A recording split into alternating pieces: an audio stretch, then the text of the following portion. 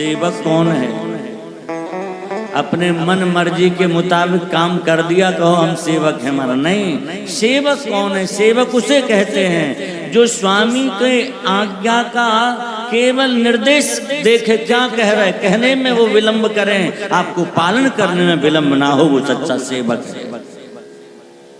इसलिए तो हमारे पुराणों में लिखा, सेवा धर्म परम गहनो योगिनाम अप्यगम्य।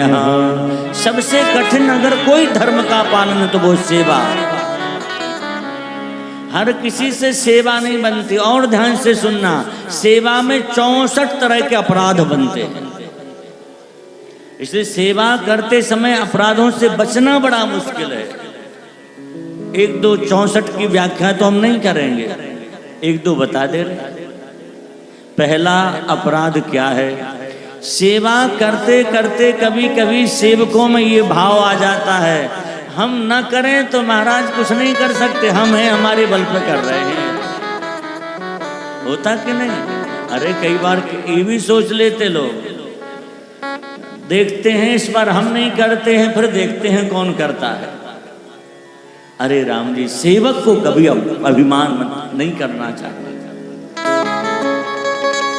ये तो भगवान अवसर देते हैं आपको सेवा का, लेकिन हम अहंकार करेंगे तो पतन हो जाएगा सेवा का। दूसरा, सेवा कैसे करनी चाहिए, आज हम सेवा की भावना पर बताएं आपको। रुचि ले शुचि सेवा करे, सेवक कही।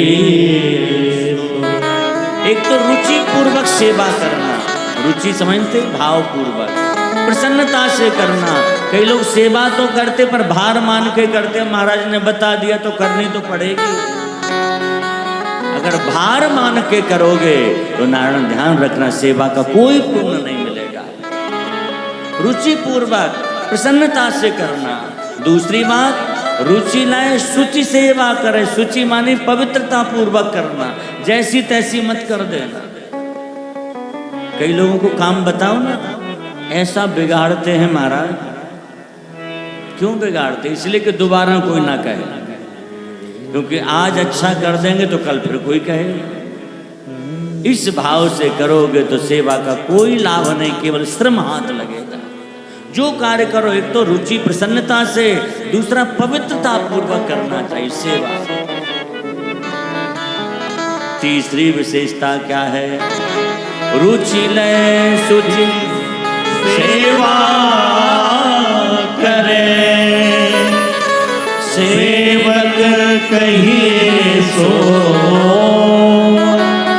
तन मन धन अर्पण करे, रहे अपन को।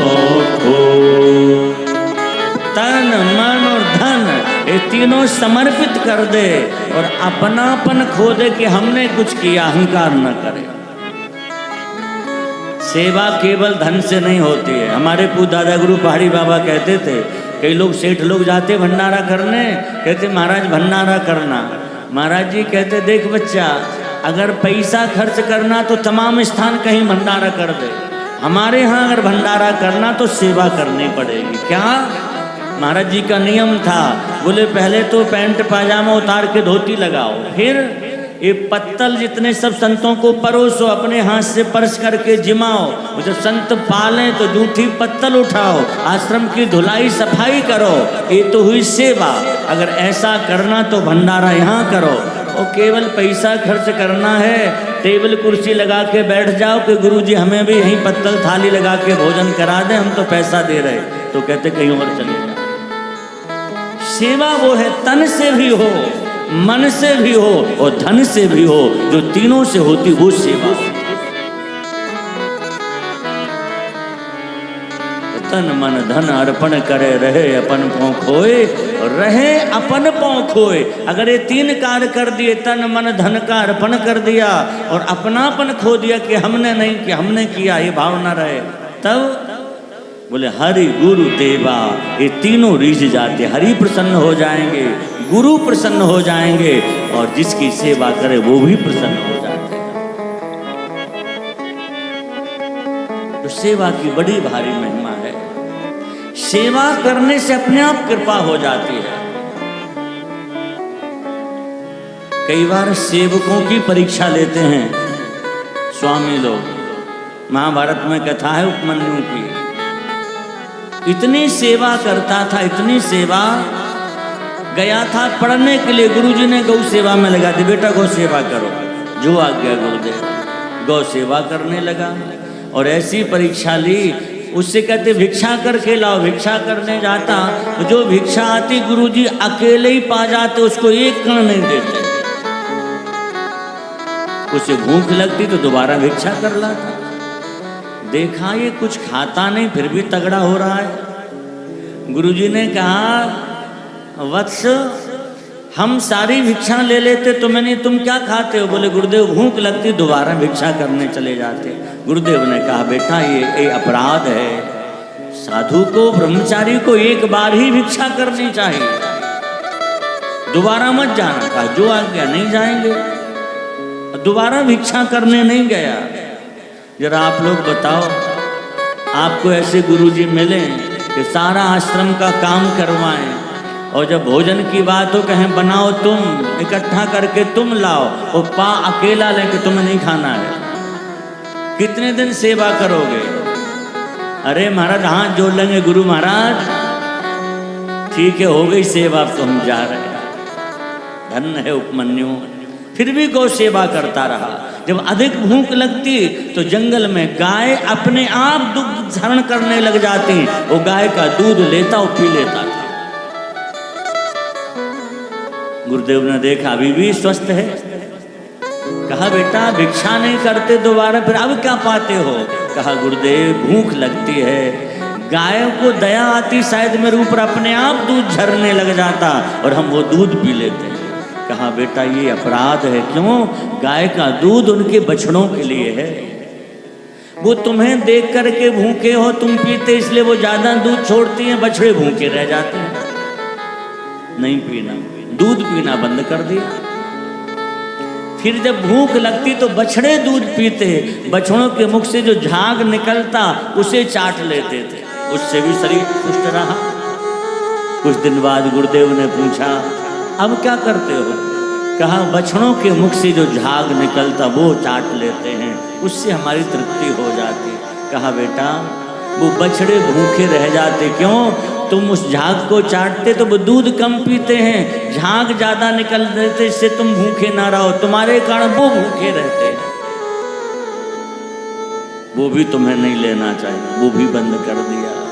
अब जरा ध्यान से सुनिएगा। एक दिन भूख लगी इनको बड़ी तेजी से, क्या करें? आग अकौआ जिसे कहते हैं, इसको तोड़ा, इसमें भी दूध जैसा निकलता। सोचा इसी को अगर चाट लें पालें शायद कुछ तृप्ति हो जाए। जैसी उसके दूध को इन्होंने जिह्वा से चाटा, आंखों की ज्योति चली गई, नेत्र ज्योति चली गई। गायों को लेके आ रहे थे, एक कुआं में गिर गए। शाम हुआ, गाय पहुंच गई पर उपमन्यु नहीं गया। गुरुजी परीक्षा ले रहे थे, ध्यान रखना। गुरुजन जो भी करते हैं वो ठोक बजा के देखते हैं, उनका किसी के प्रति द्वेष नहीं होता है। देखा आज उपमन्यु नहीं आया, सब शिष्यों को भेजा जाओ पता करो। पता किया तो देखा उपमन्यु एक जगह में कुआं में गिरा था। गुरुदेव वो तो कुआं में गिर गए। गुरुदेव ने कहा बाहर निकालो। बाहर आए, देखा नेत्र ज्योति चली गई। क्या हुआ सारी बात बताई। गुरुदेव भूख लगी, भिक्षा लेने को मना किया था आपने, दूध पीने को मना किया था, बछड़ों का झाग चाटते वो भी मना हो गया। भूख में इस आग का, कौआ का दूध हमने चाट लिया, इससे नेत्र ज्योति चली गई। गुरुदेव प्रसन्न हो गए। गुरुदेव ने अश्विनी कुमार जो देवताओं के वैद्य हैं, डॉक्टर हैं, उनका आवाहन किया। अश्विनी कुमार प्रकट हो गए, खीर बनाई उन्होंने और कहा वत्स उपमन्यु इस खीर को खाओ, तुम्हारी नेत्र ज्योति वापस आ जाएगी। इन्होंने कहा नहीं खाएं। क्यों? हमारे गुरुदेव की आज्ञा नहीं। यह है सेवा। नेत्र ज्योति चली गई, डॉक्टर वैद्य कह रहे खीर खा लो, इसमें औषधि है, तुम्हारी आंखों की ज्योति फिर से आ जाएगी। कहा नहीं, हमारे गुरुदेव की आज्ञा नहीं है, उन्होंने मना किया है। गुरुदेव तो वहीं पास में थे, सुनकर कितने प्रसन्न हो गए।